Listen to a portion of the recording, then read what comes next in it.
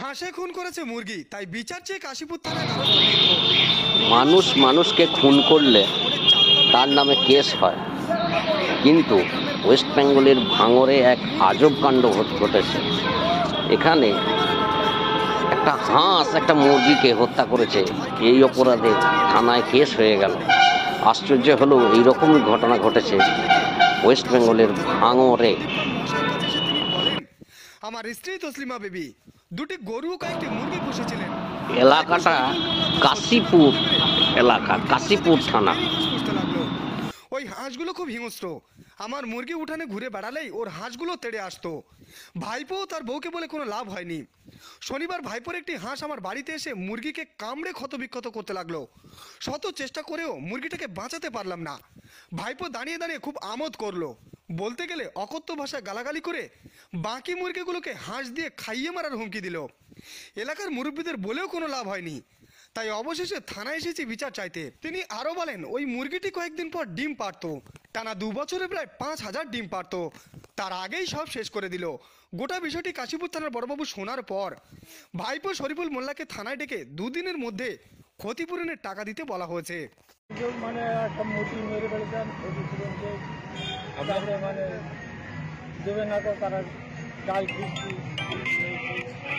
বিভিন্ন রকমের ভাষা মারবে, গাল তোর বাবা আছে বিচার করবি।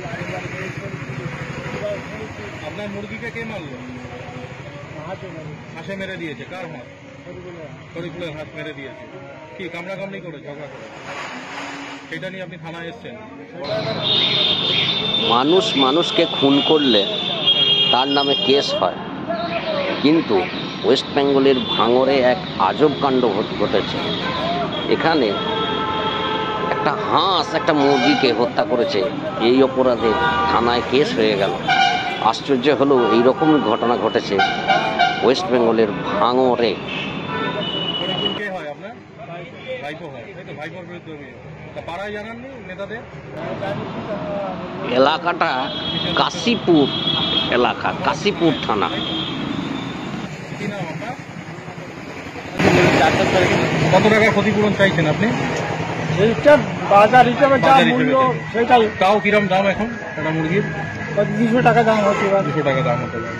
মুরগিটি চাষবাস করেন আপনি? কি এমনি মুরগি পোষেন বাড়িতে? হ্যাঁ, বাড়িতে মানে খাবার জন্য, বিক্রি করার জন্য পোষা হয়। ডিম টিমগুলো খান? থানায় এলেন আপনি? কিভাবে এলেন থানায়? সাইকেলে করে। সাইকেলে করে এলেন?